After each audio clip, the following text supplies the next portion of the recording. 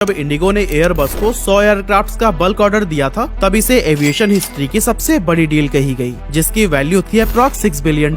लेकिन अभी हाल ही में एयर इंडिया ने एयरबस एंड बोइंग को 470 पैसेंजर एयरक्राफ्ट का बल्क ऑर्डर देकर पूरी दुनिया को ही हैरानी में डाल दिया है। और इस डील की कीमत है $80 बिलियन, जो इंडिया ही नहीं बल्कि पूरे वर्ल्ड का लार्जेस्ट फ्लीट ऑर्डर है। और इन एयरक्राफ्ट को खरीदने के बाद एयर इंडिया चाइनीज एयरलाइन को पीछे छोड़ते हुए दुनिया की 6th लार्जेस्ट एयरलाइन बन जाएगी। ये डील करके एयर इंडिया सिर्फ डोमेस्टिक एयरलाइन से ही नहीं भिड़ रही, बल्कि इंटरनेशनल एयरलाइंस से भी इसकी जबरदस्त टक्कर होने वाली है। लेकिन सवाल यह है कि पहले से ही घाटे में डूबी एयर इंडिया इतना बड़ा ऑर्डर आखिर प्लेस क्यों कर रही है? कैसे इन एयरक्राफ्ट के दम पर ये एयरलाइन भारत का नाम पूरी दुनिया में ऊंचा करने वाली है? और कैसे एयर इंडिया अब इंडिगो के लिए भी बहुत बड़ा खतरा बन सकती है? चलिए सब कुछ डिटेल में जानते हैं।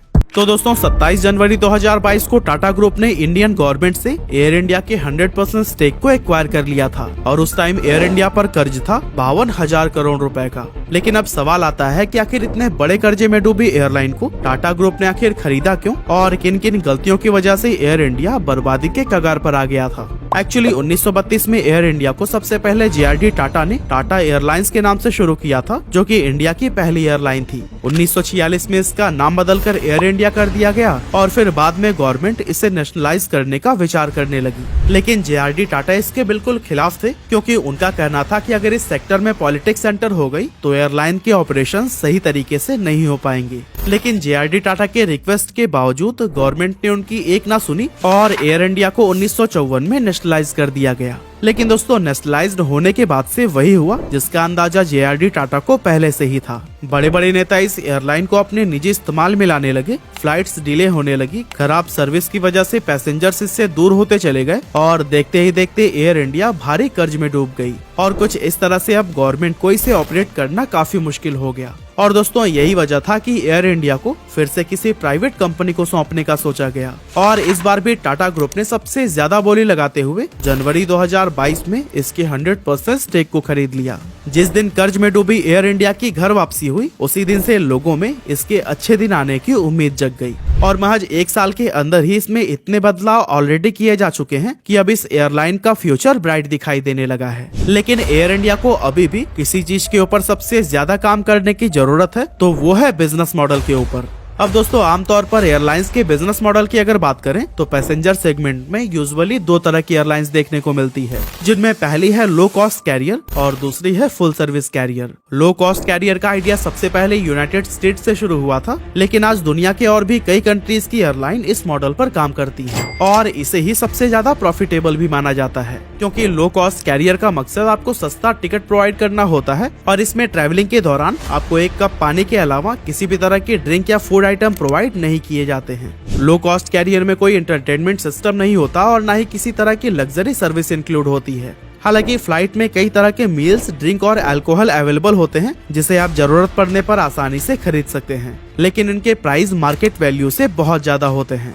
इसके अलावा अगर आपको कोई रिजर्व सीट चाहिए तो उसके लिए भी आपको एक्स्ट्रा पे करना होता है। साथ ही एंटरटेनमेंट, एक्स्ट्रा लगेज और कैंसिलेशन चार्जेस तो आपको देने ही पड़ते हैं। इस तरह से लो कॉस्ट कैरियर्स की अर्निंग टिकट के अलावा इन सभी चीजों से भी काफी ज्यादा हो जाती है। और अगर हम इंडिया की लो कॉस्ट एयरलाइन की बात करें तो इसमें इंडिगो, गो एयर और स्पाइस जेट जैसी एयरलाइन शामिल हैं। वहीं दूसरी तरफ फुल सर्विस कैरियर आमतौर पर लॉन्ग रूट्स पर चलते हैं और जैसा कि इसके नाम से ही पता चलता है कि इसमें आपको हर तरह की सर्विस प्रोवाइड की जाती है, जैसे फूड, एंटरटेनमेंट, स्नैक्स और ड्रिंक्स वगैरह। ये सब आपके टिकट्स में ही इंक्लूड होती हैं, जिसके लिए आपको कुछ भी एक्स्ट्रा पे नहीं करना पड़ता। लेकिन जब इतने सारे सर्विसेज कोई एयरलाइन प्रोवाइड करती है तो जाहिर सी बात है कि उसकी टिकट्स तो एक्सपेंसिव होंगे ही। इसीलिए पैसेंजर्स को फुल सर्विस कैरियर के लिए लो कॉस्ट कैरियर से कहीं ज्यादा अमाउंट पे करना पड़ जाता है। फिलहाल हम इंडिया में देखें तो विस्तारा और एयर इंडिया ये 2 ही ऐसी major full service domestic airline है जो ट्रैवलिंग के दौरान कई तरह की लग्जरी सर्विसेज प्रोवाइड करती हैं। अब यहाँ हम साफ तौर पर देख सकते हैं कि फुल सर्विस कैरियर के मुकाबले लो कॉस्ट कैरियर के पास अर्निंग के मल्टीपल सोर्सेज हैं,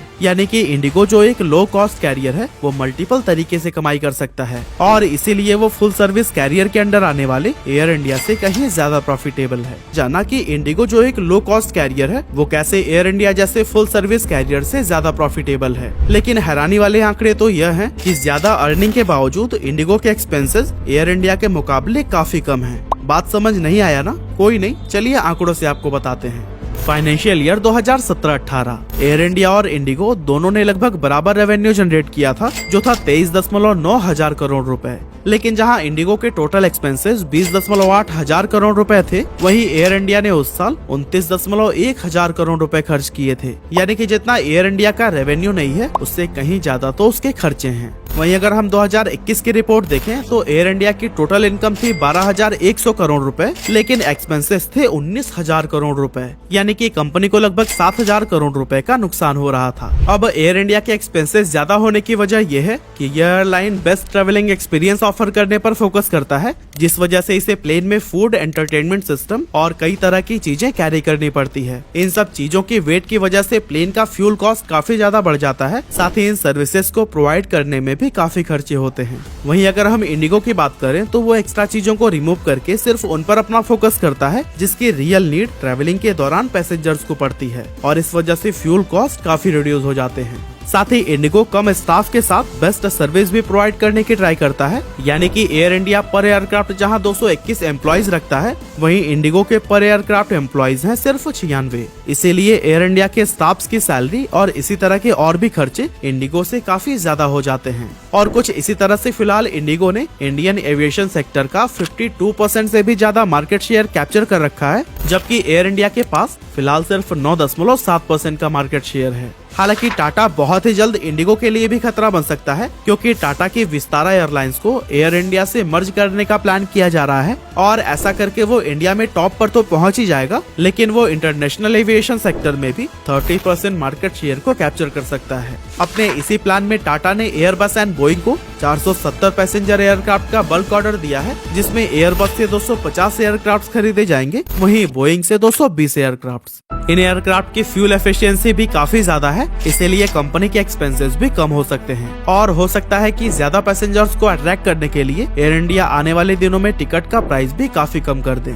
क्योंकि पंक्चुअलिटी के मामले में पहले से ही एयर इंडिया ने इंडिगो को पीछे छोड़ रखा है। Actually directorate general of civil aviation के अकॉर्डिंग अक्टूबर 2022 में Air India on time performance के मामले में पहले नंबर पर रहा, वहीं दूसरे नंबर पर टाटा की ही विस्तारा एयरलाइंस थी, तीसरे नंबर पर एयर एशिया, तो वहीं इंडिगो चौथे नंबर पर थी। अब दोस्तों, इंडियन एविएशन इंडस्ट्री में ऐसा कोई भी एयरलाइन नहीं है जिसके जरिए आप दुनिया के बहुत सारे हिस्सों में डायरेक्ट फ्लाइट ले सके।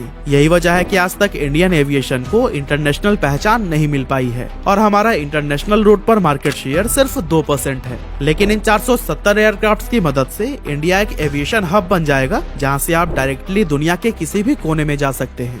लेकिन ये देखना वाकई दिलचस्प होगा कि टाटा ग्रुप का ये प्लान ग्राउंड लेवल पर कितना सफल हो पाएगा।